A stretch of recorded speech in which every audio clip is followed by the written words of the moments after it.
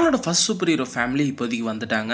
இந்த வீடியோவில் fantastic four first step மூவிக்கான first look teaser trailer break தான் இந்த வீடியோவில் பார்க்க போகிறோம். இந்த ட்ரைலர் எப்படி கொடுத்துருக்காங்க, இந்த என்டையர் ஃபிலிமோட ஒரு ஃபர்ஸ்ட் லுக் மாதிரி தான் இந்த ட்ரைலரே கொடுத்துருக்காங்க. அவங்க இந்த வேர்ல்டு எப்படி இருக்குன்றதுக்கான ஃபர்ஸ்ட் லுக், கேரக்டர்ஸ்க்கான ஃபர்ஸ்ட் லுக், பவர்ஸ்க்கான ஃபர்ஸ்ட் லுக், ஆக்ஷனுக்கான ஃபர்ஸ்ட் லுக்ன்ற மாதிரி கொடுத்துருக்காங்க. டீசர் ட்ரைலர் உண்மையாக நல்லா இருக்கு. வாங்க பிரேக் டவுன் ஸ்டார்ட் பண்ணிடுவோம். ட்ரைலர் ஓப்பனிங்கே 4:3 ரேஷியோவில் தான் ஓப்பன் ஆகுது. ட்ரைலர் போக போக 16:9 ரேஷியோவில் இப்போதைக்கு சேஞ்ச் ஆகுது. அதான் இப்போ நம்ம பார்க்குற மாதிரி. இதில் ஒரு இன்ட்ரெஸ்டிங் டீடைல் நோட் பண்ணீங்கன்னா, இதில் ஃபிளாஷ்பேக் சீக்வன்ஸ் எல்லாம் 4:3 ரேஷியோவில் காமிப்பாங்க. அதே பிரசன்ட் சீக்வன்ஸ் எல்லாம் 16:9 ரேஷியோவில் காமிப்பாங்க. இது உண்மை ஒரு இன்ட்ரெஸ்டிங்காக டீல் இருந்துச்சு இந்த ட்ரைலர்ல. இது ஓப்பனிங்ல இந்த யூனிவர்ஸ் என்னமா இருக்குன்னு காமிக்கிறாங்க. இந்த ரெட்ரோ ஃபியூச்சரிஸ்டிக் வேர்ல்டு நியூயார்க் என்னமா இருக்குன்னு காமிக்கிறாங்க. இந்த ட்ரைலரோட வைப் உண்மையாக சூப்பரா இருக்கு. 60s அந்த வைபை சூப்பராக மேட்ச் செக்மெண்ட் பிடிச்சிட்டாரு. இவர் தான் வாண்டாவிஷனை டைரக்ட் பண்ணது. வாண்டாவிஷன் 2 இப்போ ஃபேண்டாஸ்டிக் 4. இந்த படம் ஃபேண்டாஸ்டிக் 4க்கான ஆரிஜின் படமா இருக்க போறதுல நான் ஆரிஜினுமே டிஸ்கஸ் பண்ணுவான்னு நினைக்கிறேன் சின்னதா. ஏன்னா அதுக்கான கிளிம்ஸுமே ட்ரைலர்ல காமிச்சிருக்காங்க. இந்த மூவி 60s தான் செட் பண்ணப்பட்டிருக்கு. இந்த வேர்ல்டு ஃபேண்டாஸ்டிக் 4 மெம்பர்ஸ் நம்ம ஃபேமஸா இருக்க மாதிரி தான் காமிச்சிருக்காங்க. அவங்க சூப்பர் ஹீரோ இருக்கிறனால ஃபேமஸா இருக்கலாம். ஆனா இவங்க சூப்பர் ஹீரோ ஆகிறதுக்கு முன்னாடியே ஃபேமஸா இருக்காங்க. காரணம் இந்த வேர்ல்டு ஃபர்ஸ்ட் ஸ்பேஸ்க்கு போறது இந்த ஃபேண்டாஸ்டிக் 4 மெம்பர்ஸ் தான். நம்மளோட வேர்ல்ட்ல 60sல ஸ்பேஸ் ரேஸ்ன்ற ஒரு விஷயம் நடந்துச்சு அமெரிக்காவுக்கும் ரஷ்யாவுக்கும். அது யார் ஃபர்ஸ்ட் ஸ்பேஸ்க்கு போறான்ற ஒரு ரேஸ் அது. அந்த ஒரு விஷயம் இந்த படத்துல வித்தியாசமான ரோலே பிளே பண்ண போகுதுன்னு நான் நினைக்கிறேன். இந்த வேர்ல்ட்ல அமெரிக்கா சைடுல இருந்து ஃபர்ஸ்ட் ஃபேண்டாஸ்டிக் 4 மெம்பர்ஸ் தான் ஸ்பேஸ்க்கு போறாங்க. அவங்க காஸ்மிக் ஸ்டாமாட்டி பாதிக்கவும் பட போறாங்க. சூப்பர் பவர்ஸும் கிடைக்க போகுது அவங்களுக்கு. அப்புறம் தான் ஃபேண்டாஸ்டிக் 4 மெம்பர்ஸ் இந்த வேர்ல்டு இன்னும் செம்ம ஃபேமஸான ஒரு ஹீரோஸா இருக்க போறாங்க. அடுத்த சில ரீடு சூஸ்டாமும் பேக்ஸ்டர் பில்டிங்க்கு ஒருத்தர் அழைச்சிட்டு வந்து தன்னோட வீக்கெண்ட் டின்னரை பற்றி பேசிக்கிட்டு இருக்காங்க. பேக்ஸ்டர் பில்டிங்கோட வைபே டிவியோட ஹெட் குவார்டர்ஸ் வைப் தான் எனக்கு தருது. ஏன்னா அவங்களும் பழைய டெக்னாலஜியை யூஸ் பண்ணுறாங்க. இவங்களும் அந்த ஒரு பழைய டெக்னாலஜி டைம்ல தான் இருக்காங்க. அப்படியே பேக்ஸ்டர் பில்டிங்கோட ஃபர்ஸ்ட் லுக் காமிக்கிறாங்க. பேக்ஸ்டர் பில்டிங்கோட லுக்குமே தரமா இருக்கு. ஆல்ரெடி இந்த பில்டிங்கான கான்செப்ட் ஆர்ட் லீக் இந்த சமயத்தில் ரெண்டுமே சேம் தான். அவன்ஸ் டவரை கம்பேர் பண்ணும்போது இந்த பேக்ஸ்டர் பில்டிங் டிசைனாஸே டிஃப்ரெண்டாக இருக்கு. இன்சைட் பேக்ஸ்டர் பில்டிங்ல நம்ம ஃபேண்டாஸ்டிக் 4 மெம்பர்ஸ்க்கான ரெஃபரன்ஸுமே இருக்கும். இந்த ஃப்ளோரோட டிசைன் எக்ஸாக்டா நம்ம திங்க் மாதிரியே இருக்கும். அப்புறம் அங்கே ரவுண்ட் சோப்பை சுற்றி ஒரு சின்ன ஃபயர் செட்டப் இருக்கும். அதை நம்ம ஹியூமன் டச்சுக்கான ரெஃபரன்ஸ்னு கூட வச்சுக்கலாம். அந்த ஃபயர் செட்டப் ஹோல்ட் பண்ணி வச்சிருக்க அந்த பில்லரை நம்ம ரீட் ரிச்சஸா கூட கன்சிடர் பண்ணிக்கலாம். அடுத்து அவங்க இந்த சோஃபா கலர் நோட் பண்ணீங்கன்னா இவங்களோட அந்த கிளாசிக் சூட் லுக்கை தான் காமிக்குது. இந்த மூவில நம்ம ஃபேண்டாஸ்டிக் 4 அவங்களோட கிளாசிக் சூட்டை தான் யூஸ் பண்றாங்க. அடுத்து ஹீர்பேக்கான ஃபர்ஸ்ட் லுக் காமிச்சிருக்காங்க. ஹீர்பேட லுக்குமே நல்லா இருக்கு. அதோட லுக் மாடர்னைஸ் இல்லாம அந்த 60sல உள்ள ரோபோட் வைப் கொடுக்குது. ஒன் சைட்ல அந்த டேப் ரெக்கார்டர் மாதிரி கன் ரோல் ஆகுறது ரொம்ப டிஃபரெண்டா நல்லா இருக்கு. அடுத்து ஃபேண்டாஸ்டிக் 4 மெம்பர்ஸ்க்கான பவர்க்கான ஃபர்ஸ்ட் லுக்கும் நம்மளுக்கு காமிச்சிருக்காங்க. ஃபர்ஸ்ட் நம்ம திங்க் சைடு வந்தோம்னா அவரோட லுக் சூப்பர் காமிக் லுக்கா இருக்கு. சிஜியை பத்தி சொன்னா டாப் நாச்சா இருக்கு இந்த இடத்துல. பழைய ஃபேண்டாஸ்டிக் 4 படத்துல அது கம்ப்ளீட்டா பிராக்டிகலா அவர் எடுத்துட்டு வந்திருப்பாங்க. அது அந்த சமயத்துக்கு நல்லா இருந்துச்சு. அடுத்து 2015ல ஃபேண்டாஸ்டிக் 4 ரீபூட் வந்துச்சு. அதுல கொண்டு வந்து திங்க கம்ப்ளீட்டா சிஜில தான் பண்ணிருப்பாங்க. ஆனா அந்த அளவுக்கு ஒரு குட் லுக் இல்ல. அது ஒரு ஆவரேஜ் லுக் தான். படமா ஆவரேஜ் கீழே படும் ஒஸ்ட் படம் மாற்று ஃபிளாப்பும் ஆயிடுச்சு.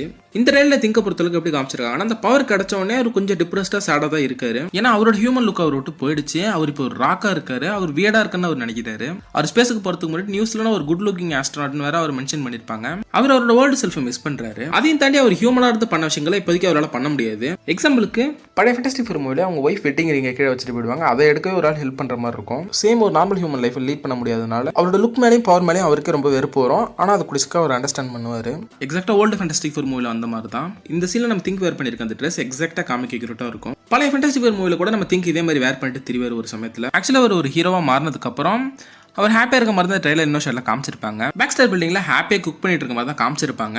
அவர் அந்த லுக் அக்செப்ட் பண்ணி அவரோட பவர் அவர் புரிஞ்சிருப்பாரு அந்த சமயத்துல. அடுத்து சூஸ்டாம் சைடு வந்தோம்னா அவங்களோட ரெண்டு பவருமே காமிச்சிருக்காங்க.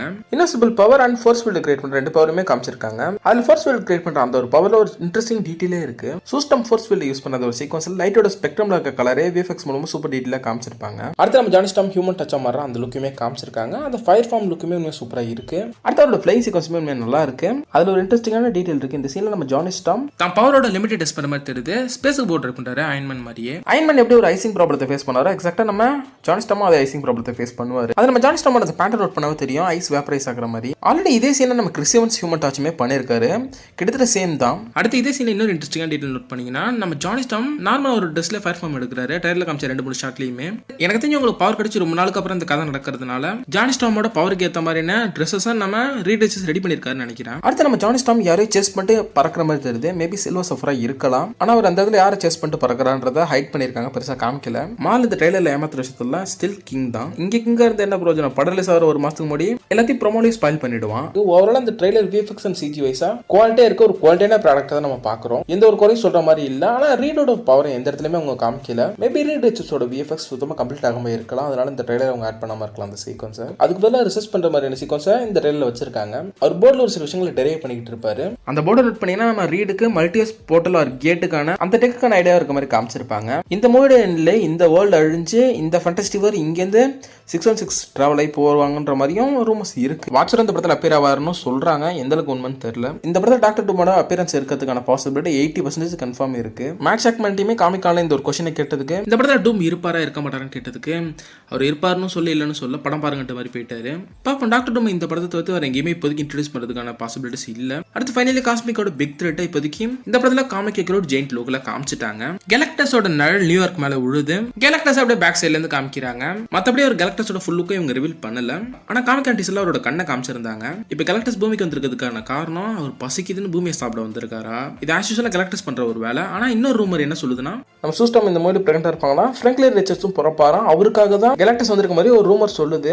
மேபி சூஸ்டம் இந்த மூவில பிரெக்னென்ட்டா இருக்கிற அந்த ஒரு சீக்வன்ஸ் கூட ட்ரெய்லர்ல நம்மளுக்கு மறைச்சிருக்கலாம். ஏன்னா பல மாசமா இது சம்பந்தப்பட்ட ரூமர் சுத்தி வந்துகிட்டு இருக்கு. இல்ல ஆக்சுவலா நம்ம கேலக்டஸ்க்கு ஃபர்ஸ்ட் சேனல் கூட ஒரு பூமிக்கு வந்திருக்கலாம். அடுத்து என்ன இருக்குன்னு நம்ம படம் பார்த்தா மட்டும் தான் தெரியும். ஆனா கேலக்டஸ் லுக் வைஸா சும்மா குவாலிட்டியா சூப்பரா எடுத்துட்டு வந்திருக்காங்க. அடுத்த ஃபுல் ஃபீச்சர் ட்ரெய்லர் ரிலீஸ் ஆகும்போது அவரோட ஃபுல் லுக்கும் நம்மளுக்கு காமிக்கப்படும். பழைய ஃபேண்டஸ்டிக் ஃபோர் மூவில நம்ம கேலக்டஸ் ஃபுல் லுக்ல பாத்துருக்க வேண்டியது. அங்க பட்ஜெட் அடிச்சதுனால ஈஸியா கிளவுட் லுக்ல எடுத்துட்டு வந்துட்டாங்க. ஆனா இங்க அப்படி கிடையாது. இங்க கதையை வேற பட்ஜெட் வேற லெவல்ல மால இங்க போட்டிருப்பாங்க. இந்த ட்ரெய்லர் நம்ம பார்க்காத ஒரு கேரக்டர்னா சில்வர் சர்ஃபர் தான். ஃபீமேல் வெர்ஷன் சில்வர் சர்ஃபர் தான் இந்த படத்துல அப்பியர் ஆக போறது. அது ஷெலபில் வெர்ஷன். ஜூலியா கார்னர் தான் சில்வர் சர்ஃபரை ப்ளே பண்ண போறாங்க. இது அஃபிஷியலா கன்ஃபார்ம் விஷயம் தான், எல்லாருக்கும் தெரிஞ்ச விஷயம் தான். அடுத்த ட்ரெய்லர்ல காமிக்கப்பட்ட ஒரு சில ஷாட்ல நியூயார்க் நோக்கி ஏகப்பட்ட ஆஸ்ட்ராய்ட்ஸ் வருது. அது நோக்கி நம்ம ஹியூமன் டச் பறந்து போற மாதிரி காமிக்கிறாங்க. அது யார் வேலையா இருக்கணும் எனக்கு தெரிஞ்சு கேலக்டஸ் ஆர் சில்வர் சர்ஃபரோட வேலையா தான் இருக்கணும். அடுத்த நியூயார்க் லைட்டா டேமேஜ் ஆயிருக்கு. ஃபேண்டஸ்டிக் ஃபோர் பஸ்ல யாருக்கும் ஃபைட் பண்ற மாதிரி சீக்வன்ஸ் அமைக்கப்பட்டிருக்கு. அது யார் நம்மளுக்கு காமிக்கல, அது கேலக்டஸா தான் இருக்கணும். இதுல ஃபேண்டஸ்டிக் ஃபோர் அவங்களோட காரை யூஸ் பண்ற மாதிரி தெரியுது. இது ஃப்ளையிங் காரா எனக்கு தெரிஞ்ச இந்த மூவில ஆக்ட் ஆகும். ஆல்ரெடி காமிக்கல இந்த காரை ஃப்ளையிங் காரா காமிச்சிட்டாங்க. அடுத்து ஃபேண்டஸ்டிக் ஃபோர் டீம் நீங்க நோட் பண்ணி எல்லாரும் கையில ஒரு வாட்ச் வேர் பண்ணிருக்காங்க. அந்த வாட்ச் லுக்குமே லைட்டா ஹியர் பீம் மாதிரி இருக்கு. எனக்கு தெரிஞ்சு இவங்களோட கம்யூனிகேஷன் டிவைஸ் அது ஆக்ட் ஆகும் நான் நினைக்கிறேன். அடுத்த ட்ரெய்லரோட ஃபைனல் ஷாட்ல ஃபேண்டஸ்டிக் ஃபோர் டீமை காமிக்கிறாங்க. அது அவங்களோட கிளாசிக் சூட்ல. அந்த டீம்ல நம்ம ரீடோட சூட் மட்டும் கொஞ்சம் டிஃபரெண்டா இருக்கும். ஏன்னா